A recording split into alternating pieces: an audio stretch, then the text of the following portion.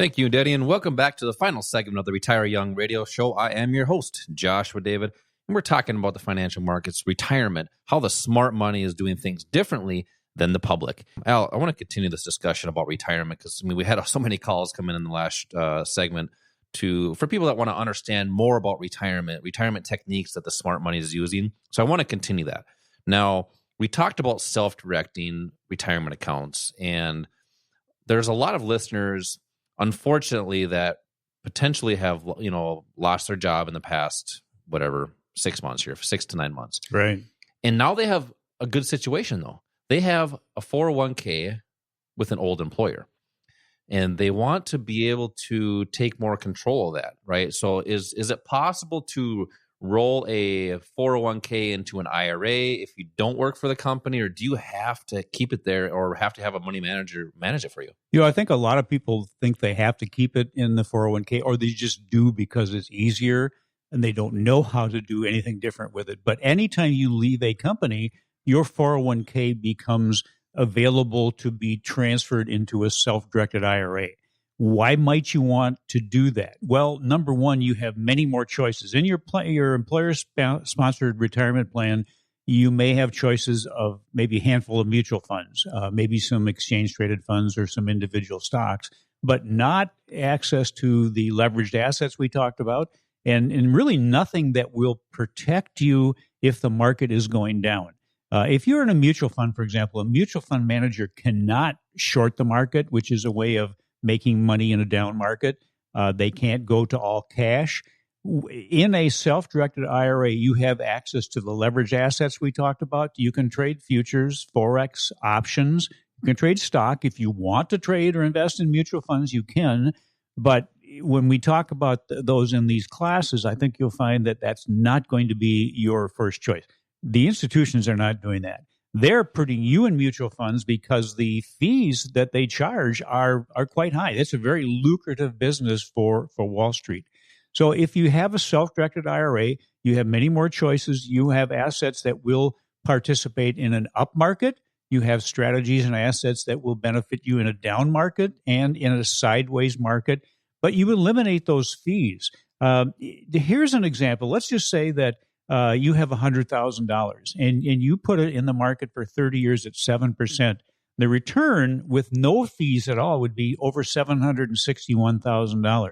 With a 2% fee over that time period, your return now is $432,000. $329,000 was lost to fees. That could be money that would be in your pocket, so to speak, when you retire.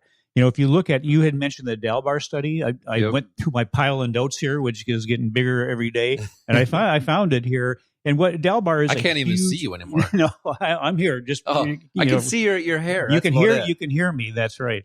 Dalbar is a huge research firm, and they look at the returns of the markets. They look at the returns of the individual investors, the managed money accounts, the mutual funds primarily, and they found over a 30-year period, the average investor's equity fund returned about 3.69%. The S&P alone was up 11%. So that's a difference of 7.42%. That is a huge amount, and that is lost to the investor. Even if you had just done an index fund, you would have done better. People think because a mutual fund is managed that they're going to get better returns, but that's not the case. Mutual fund managers, by the way, that is a very lucrative job, high income, and you're paying those fees. You pay the cost. You pay the cost of all the advertising that they do. You pay the legal fees, the transaction fees. Those fees are very high. We talk about a 2% fee taking that big chunk of money away from you. The 2% is really on the low side. When you look at the plan sponsor's fee plus any funds, mutual fund fees, it could be, maybe 4 or 5%. And that's money that could be in your pocket. You can eliminate that with a self-directed IRA. You're not paying any fees. Yeah, I don't think a lot of people really understand the impact of fees. They feel 2%, or even 0.25%. Oh, that doesn't sound like very much. But think about that. The more capital you have, the dollar amount keeps going up. So people think, and people also say, oh, I'm okay if they're making money on paying, making me capital or giving me returns on my accounts. I'm okay to pay a fee on that. Well, if you don't have to, why would you? It's one of those things we're conditioned to do. That we're conditioned to think it's okay.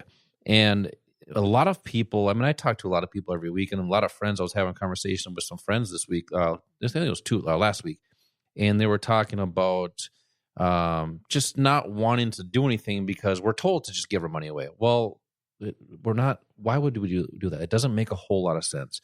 And if you're one of those people that wants to have more control or more say in your retirement accounts, your retirement techniques or strategies, there's techniques that are designed to teach you to potentially do better. We've talked about a lot today, and I just want you to just go over how to get started. If someone wants to self-direct, how do you start? Or if somebody wants to learn to trade, how do you get started? Well, these classes that you're talking about is a great way to get started. Number one, find out whether this is something that you should do, that is right for you. And that's really the goal of these free introductory classes that Josh has been talking about. Really, is for you to decide, hey, this is something I think I want to pursue. I think I can do this. I think I can do better than maybe where I am right now. Or maybe you decide this is not the right thing for you. But if it is, the education is available. And education now is available that wasn't available maybe 10 or 20 years ago.